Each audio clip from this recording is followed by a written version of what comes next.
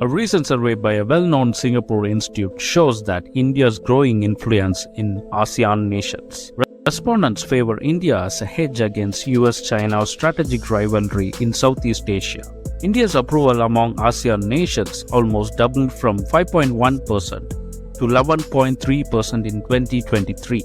India's Look East policy, which has evolved into Act East policy under Modi government, is increasing its engagement with Southeast Asia. India and Southeast Asian nations are strengthening defense and security relationship, which was not there a decade ago. These nations are reciprocating with policies that aligns with India's interest as well.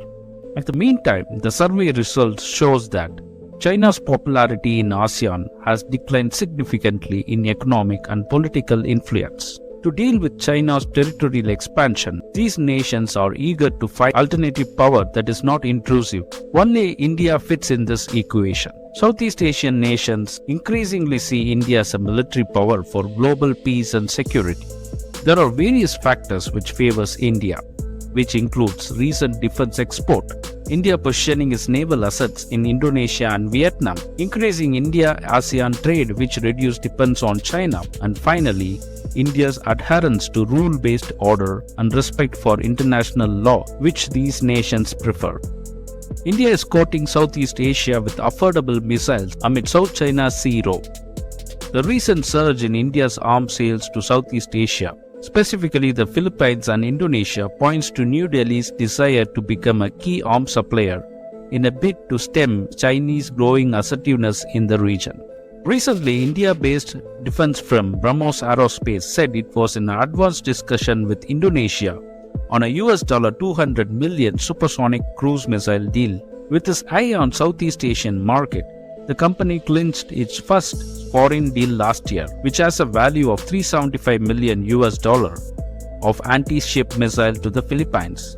These moves are part of Indian Prime Minister's ambitious push to triple the defense export from $1.8 billion to $5 billion over the next 2 years.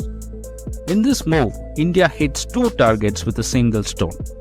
The sale of BrahMos missile, one of the advanced cruise missiles in the world, to Southeast Asian nations that have territorial conflict with China in South China Sea would also undermine Chinese effort to establish its military superiority in the region. Also, it acts as a diversion. The more the Chinese Navy is bogged down in South China Sea, the less it will focus on Indian Ocean. India is in talks with other ASEAN nations such as Vietnam, Malaysia, Thailand and Myanmar for the sale of BrahMos missile and other advanced defense system. One of the cornerstones in India's effort to build trust is connecting Northeast India with ASEAN nations. Northeast region is envisioned as India's gateway to Southeast Asia, providing seamless land connectivity with the heart of ASEAN nations and beyond. The mega project India-Myanmar-Thailand Trilateral Highway, once completed, will further enhance this connectivity. Northeast India is strategically located, surrounded by ASEAN nations. With its diverse population with more than 250 ethnic tribes, whom are culturally close to Southeast Asian nations, this strategy is going to work. Nagaland in particular is strategically positioned to boost links with ASEAN countries. In conclusion, India is actively building trust and partnership with ASEAN nations through a multifaceted approach that encompasses strategic, economic and cooperative initiatives. By expanding its naval presence in the region, offering affordable defense system, and deepening strategic partnership with the regional players and Quad members, India demonstrates its commitment to ASEAN centrality in the Indo-Pacific vision.